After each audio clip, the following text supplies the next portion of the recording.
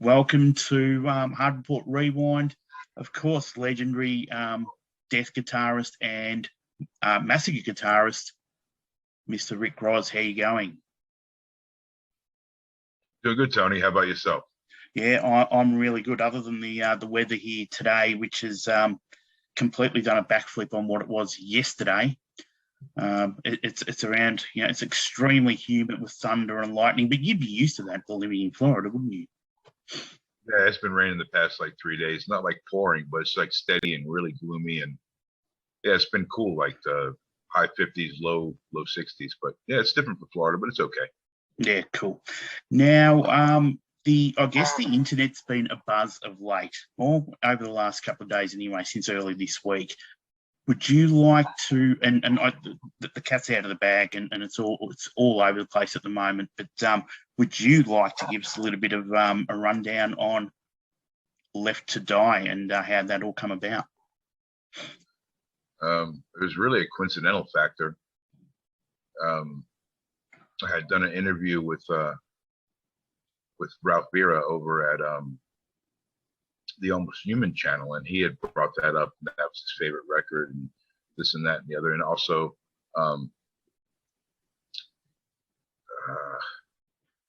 sorry, I lost my train of thought. Anyway, so basically I got a wild hair, and I messaged Gus Rios from Gruesome and to talk, and I threw the idea by him and asked him if he can get a hold of Terry, and also if Matt would be interested, Matt Harvey, if Terry Butler was interested. So within a day, Terry called me back and gave the thumbs up, and everybody was in. So it was it happened really quick and very unexpected, because I didn't know what Terry was going to say. I haven't spoken to him in years, but I have lots of love for that guy. I have nothing but respect for him. I made a mistake years ago, and I own that. And I have some apologies to give out, but other than that, yeah, it was really out of the blue. I just asked, hey, you think people would like to hear this? I asked it to Terry as well, and Gus and Matt were on board, and I think it's going to be really cool. I just have a lot of work to do. I haven't played the songs in 34 years, so it's going to be going back to school for 5 days a week. Yeah, until we're ready to go. They're talking July, so I have a few months, and we'll see how it goes. But I'm going to do my best, because can't be slacking. No, and there's and you raise a couple of really interesting points in that first it's 34 years, and how the hell does and look, I'll be honest, I went back and listened to Leprosy yesterday for the first time in close to 15 years. So it's been a long time for me, and I didn't quite realise how technical an album it actually is. It's not quite a straightforward album. So how does someone like yourself go back 34 years? Is it something that's coming naturally to you, or is it you're going to have to relearn a lot of your guitar parts? Oh, I have to relearn it. Like I said, I'm going back to school. There's no natural there at all. It's a whole new ballgame with what I've been doing. It's a whole new ballgame from the From Beyond record. It's a whole new ballgame from anything else I've played. Then it was my first record that I've ever played on. That's my first, the first national release I've ever played on. So, but yeah, it's work. It's go. There's no mercy on the double picking and some of Chuck's riffs, and it's cool though. If I played it then, I could play it now. I have to go back to school. You know what I mean? Literally. No, fair enough. Sorry? No, go ahead. Well, and the title, Left to Die. Of course, you wrote and co-wrote quite a lot of the material on Leprosy going back to 1980. Was it 1988? Yeah, we started writing it in 87. Yep. Chuck and I. Chuck wrote Leprosy and pulled the plug. I wrote Primitive Ways, and then the other 5, I believe. I think it's 5. There's 8 on the record. Sorry. My math is crap. That's why I'm broke.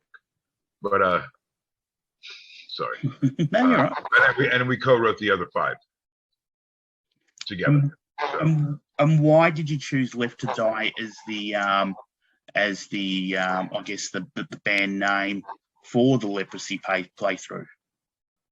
Actually, that wasn't my choice. The rest of the guys came up with that, and Matt Harvey, the singer guitar player, who's also the singer guitar player at Gruesome, he did some rough drafts, and then we have a logo out, and then if we stick with that, we stick with that. Yeah, but so no, I had nothing to do with that. That was all. I'm just going along with it. If it's cool, and it looks really old school. It looks hand drawn, like it would have been done in like 1983 and 84, before you had a pro do it. So. But yeah, I had nothing to do with that. I'm just cool with everything. It's really an honor to and a blessing that this is even happening. So that's why I really need to work at it and do my best and not be a slouch. You know what I mean? So because I really appreciate these guys even wanting to do this, because I had no clue. Like I said, it was like one day and then the next day, and I was like, whoa. And then 2 days later, there's a press release, and I'm like, oh. And there's already a Facebook page, and I'm like, oh. So yeah, so it's real, and I need to be real and go to work for sure. Yeah, fantastic. What's your recollection of, if we can go back to that 1987-88 period when you're in the studio recording? Of course, it was Scott Burns' first time working as a engineer, is that right, or a producer? That's the first time I met him, but he was engineering. Dan Johnson was the producer of the Leprosy album, who also did the first 2 Sabotage records. Great guy, very patient, and had great ideas. You know, I have nothing but respect for him. So, but yeah, that was Scott Burns' first record as an engineer before he got into the, being a producer of, like, pretty much produced every death metal record that came into More Sound Studios. So he got a really good career, and God bless him for that. You know what I mean? He has a good ear, and he's really good at what he does. That's really cool. And there was certainly a distinctive sound that came out of Florida thanks to Scott Burns. Yeah, definitely. When he got into his own thing, because I mean, I'm not patting Death on the back or anything like that. We were the first death metal band to record there, and it was just however that happened, it happened. You know what I mean? If Chuck had to do with wanting to do it at More Sound, but I know it was the label's choice, I think, for Dan Johnson. So sorry about the dogs growling. No, it's all right. I thought they were alligators or something, but that's all right. It's good that it's just a dog. No, 7 dogs, a cat, and a turtle. That's a family right there in itself. So what's but your? As far as, no, go ahead. You asked about the recording process. It was a really laid back, mellow thing. We didn't party at all or anything like that. And it was a very I think that's what you asked, but it was a very smooth thing. And it was very exciting. And because like I said, it was my first time I ever played on a record. And yeah, it was good. It was very smooth. Scott was a great guy, very patient. Dan was a great guy, very patient. We just sat around and watched a lot of hockey. And I wasn't even a hockey fan, but I became a hockey fan then. You know what I mean? It's just, I've never been a real big sports fan. I was when I was younger, then I got out of it because I didn't understand getting angry at the TV. So I just stopped watching it. Sorry about the babble there, but yeah, it was a really good time, man. It was really, really good stuff. I can't have no complaints. There's no regrets on any of that. It's all part of my life and their lives. You know what I mean? Yeah, absolutely. And of course, you'd worked with Chuck previous to that in your time with Mantis. Yeah, myself and or Barney and myself had formed Mantis. There was another guitar player. We used to just jam like in a bedroom, and I can't remember that guy's name. He was really, really cool. A huge Venom fan. So we were doing like Venom covers, just Barney, myself, and this other guy just in a bedroom. And I happened to go to a backyard party that happened a lot back in the 80s. You know what I mean? So and it wasn't a death metal party or anything like that. It was just some cover band playing, Van Halen and whatever, that kind of stuff. And I happened to run into Chuck, and we hit it off, and we got together, and he had a garage, and he wanted to put a band together. So I was like, well, I got this guy that sings and plays drums, and which is Barney. Mm-hmm. And so we all met up, and that's how Chuck came into Mantis. Was already Mantis. We already had a name, the three of us just in the bedroom jamming. And then when Chuck came in, it was still Mantis for a while, and then we wrote some songs, and then we did one show at the Knights of Columbus Hall under the name Mantis with a band called Tempter. And rest in peace, Mark Carter, the guitar player from that band. Great guy and really good guitar player. That was our first opportunity. It wasn't like, it was a rented hall, but that was actually our first show. After that, I was let go. Cam and, Barney and Chuck continued. And there was two guys, I think it was Scott Carlson and Matt something. I don't remember their names. They came down from up north somewhere. So I was let go, and then they formed a band with those two guys, and I don't know how long that lasted or whatever. And then, actually, I'm getting ahead of myself on that, so let me rewind for a second.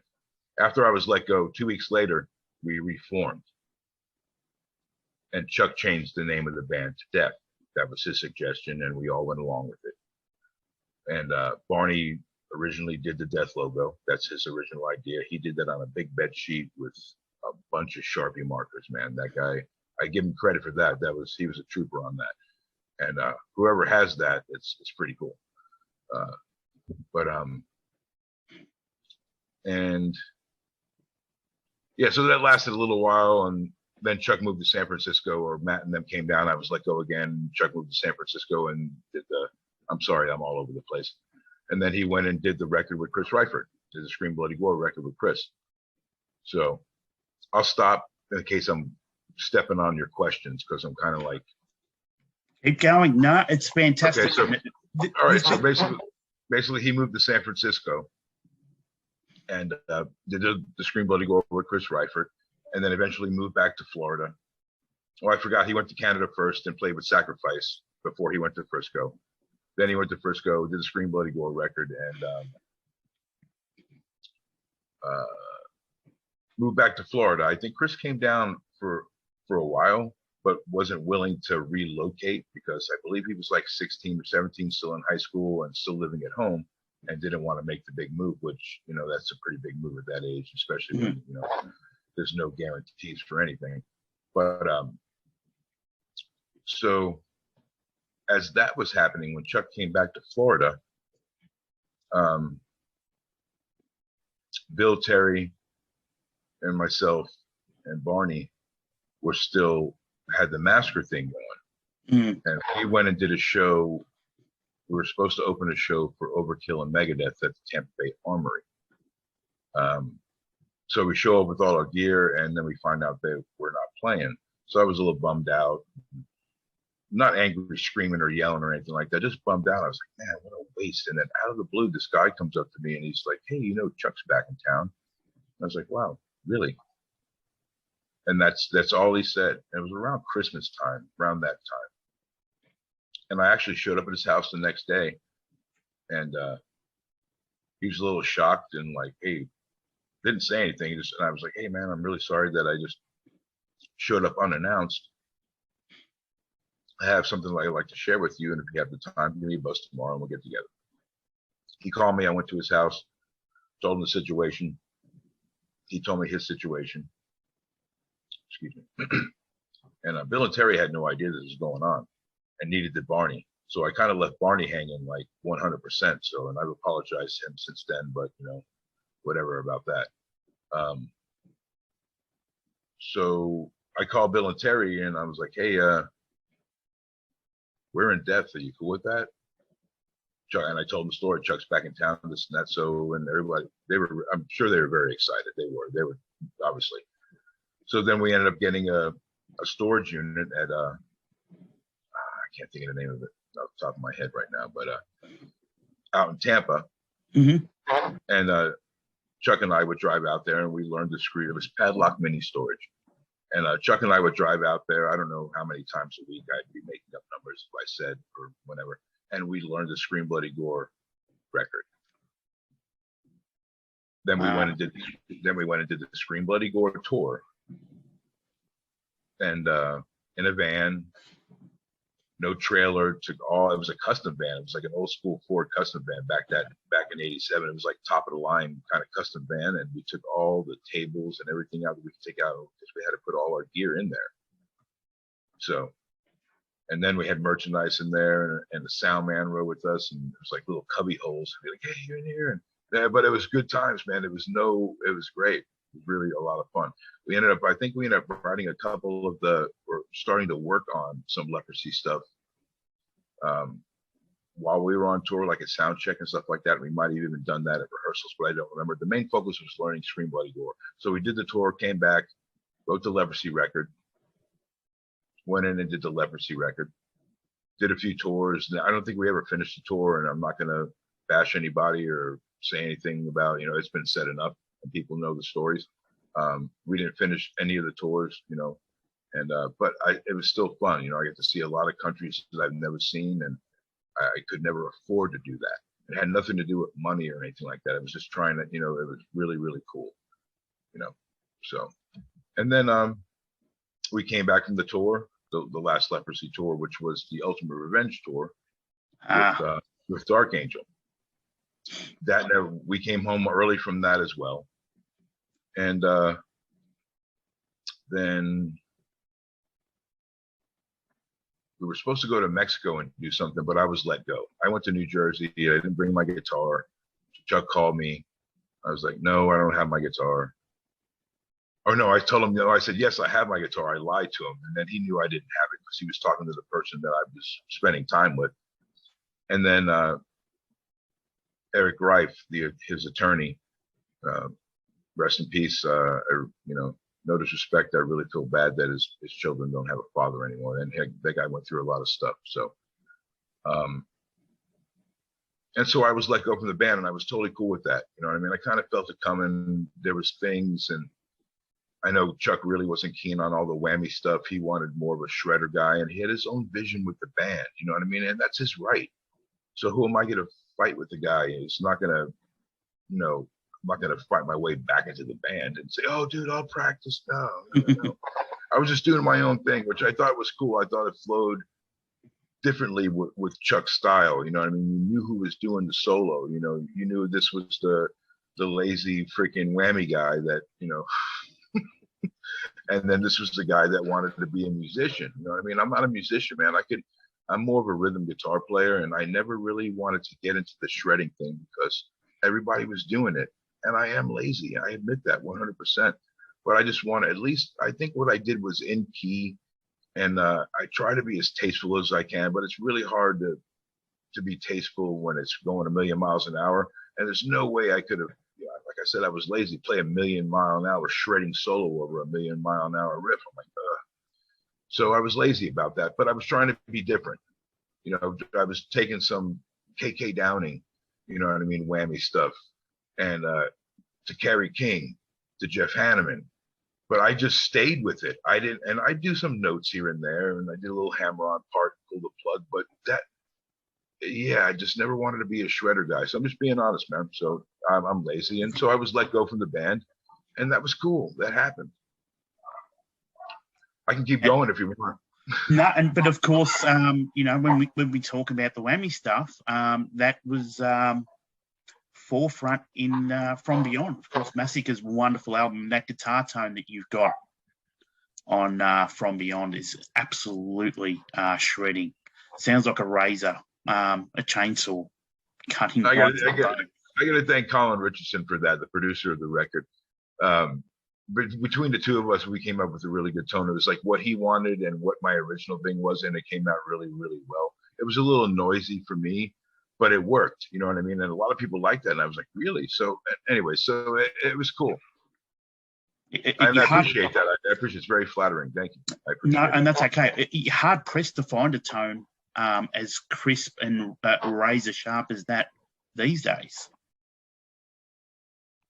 Yeah, it was more the tuning. I started doing the down tuning thing, and then you lose that. So, and I understand that now because I hear people like, this, that, and the other. So I'm trying to get that tone back again, and I'm getting away from the active pickups and going back to DiMarzio's, what I used to use back in the day, depending on X2N or Super Distortion. going to the passive pickup, which has a lot to do with that. They're not as clean. They're not as clean as the EMG, and it dirties it up a little bit. And I used to not like EMGs, and I got into that when I started playing more of a rock kind of thing. And but anyway, so. Which is a wonderful segue into what you have been doing since your Massacre days. Do you want to tell us a little bit about the project that you've sort of started and are slowly working your way through, which is more of a rock project? Yeah, let me finish one thing real quick, and I'm sorry for going backwards. No, you're fine. Going back to the Massacre Death thing, I was let go again from Death, and I came back home. Obviously, Death got James Murphy in the band. They did the Spiritual Healing record. They went on tour without Chuck. Barney and myself had Massacre going with Joe Cangelosi on drums from Creator and Whiplash, and a good friend of mine, Butch Gonzalez, who played in the Genitortures way early on, and had a band called Mother Funker, and now has his own thing going. Great funk metal bass player. It was like a combo platter of stuff. We had done a demo, the Second Coming demo, which was it actually had like a suicidal kind of metal feel to it, suicidal tendencies music wise, a lot of riffs and like some funk bass, and Barney's vocals were a little different, which was cool. I just let everybody do what they were doing. It was just fun doing that. So long story short, Terry and Bill call me from Europe while they're on this tour right before it ends, and they explained to me that they were on tour without Chuck, and they knew that they weren't going to be in Death anymore. And they were asking, hey, how about putting Massacre back together again? Which I thought was a great idea. But like I said, Barney and I already had Joe and Butch. So I went to Joe and Butch and explained everything, and they seemed to be cool with it. I didn't get the shit beat out of me or anything like that, and I didn't get cursed at. So we ended up putting Massacre back together again.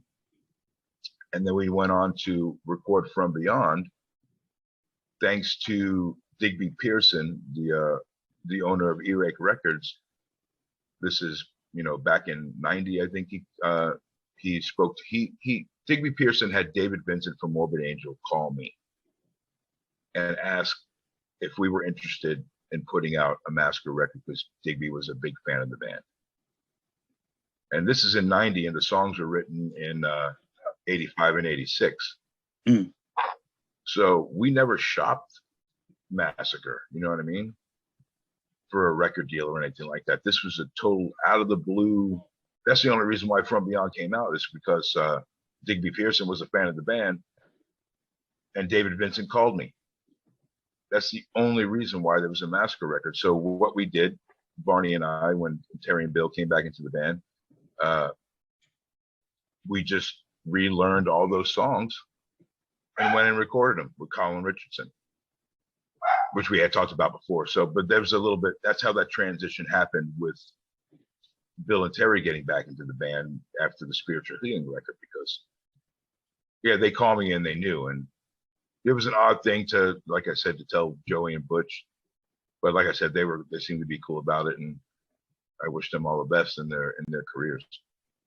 And is without a doubt one of my favorite albums of that period, I must say. The From Beyond album, absolutely love it. Play it to this day on a regular basis. Really? Yeah, oh God, yeah, absolutely. I don't think, I'm going to sound a bit fanboy here, I don't think a month goes by where I don't play it. It's a great album. That's pretty cool. That's good. That's really cool. It's very flattering. It's cool. And so I guess that kind of, well, we could probably talk forever about the past, couldn't we? But how about the current? You did mention a little earlier something around a little rock project that you've sort of loosely started up, I suppose. You want to tell us a little bit about that? Yeah, my good friend Lucky Erickson, we were in a band called Flow from 2000 to 2004, and it was definitely a heavy rock oriented, had a little southern flavor, some wah pedal, this and that. and one of the best singers that I've ever worked with, and drummers and bass players, as far as Karen Fry and Lucky Erickson and Harrison Davis, the singer. It was probably my favorite band I ever played in. Oh wow! Okay. No disrespect to the death metal stuff and that stuff that I've done. This Leprosy is like that's my proudest moment, because that's my very first record that I've ever played on, and I have Chuck, Terry, and Bill to thank for that, because we all did that together. But yeah. So but Harrison Davis, he was like a Robert Plant meets a Chris Cornell, but had like the grit of like Pepper Keenan from COC. Wow. And, okay. yeah, so it was really cool, but beautiful melodies and stuff, and yeah, it was. I'll have to send you some stuff, but yeah, please do. So like I was saying, Lucky Erickson, the drummer, we put a little project together, the two of us, called The Ride, and we recorded 2 songs 15 years ago, going on 16 years, just guitars and drums, and I had some MP3 files of them, and I was like, I thought of Kyle Thomas. So I'm a huge fan of Exhorder, huge fan of the stuff he's doing in Trouble. He had another project he put out called Floodgate, which is a great and very, very underrated record. And he's also doing solo stuff. Mm-hmm. And a cover band. I think he's doing a Dio tribute too, and he freaking kicks ass in that too. It's pretty wow, bad. really? Yeah, okay. Yeah, That'd be interesting. Yeah. I think it's the Mob Rules record, if I'm not mistaken. But yeah, so it's called The Ride, the little project. So I sent the 2 songs to Kyle. These are just MP3 files of 15-year-old songs of just guitars and drums, and he really dug it. So he has the means to record at his house. So he did the vocals and played the bass on the first track, which is called Fountains Love. There's no title for the second track. He hasn't done that. He's been busy. Exhorder was on tour, and he's got stuff going on with Trouble, and he does vocal lessons and stuff. So he's a busy guy. But I appreciate his time, and it's very flattering that he's taking the time to even do this. So, but the 2 songs, when they're done, they're going to be coming out on Blood Blast Distribution, which is a subsidiary kind of Nuclear Blast. It's a digital label. And yeah, so that's what's going on with that. It's called The Ride, and it's just Kyle Thomas, Lucky Erickson, and myself. Kyle's doing the vocals and bass. So yeah, other than that, I'm actually in a band from Australia. Oh wow! Okay. Yeah, have you ever heard of the band called Gangs of Old Ladies? No. Does that ring a bell? Okay, Nope. so I'm actually a member of the band, and I live in Florida. And I have my own little character. My name's Razor Rozz, and I wear this clown mask. And, I've done some whammy stuff, some solos on their releases, and I actually just did some video stuff for them. There's going to be a video out, and I can't remember the name of the song off the top of my head. Sorry, guys, I didn't write that down. But I wanted to thank Jekyll, the singer, and No One, the guitar player. Yeah, it's cool stuff. Check them out on YouTube. The Gangs of Old Ladies. It's cool stuff. I certainly will, and we'll put a link down below to the clip. Oh, rocking! Very cool. Yeah, and then I've done some. I did a whole record with a band called Necronemesis out of Puerto Rico. Yeah. I did all the solos on that. That was very cool of them to invite me to do that for them.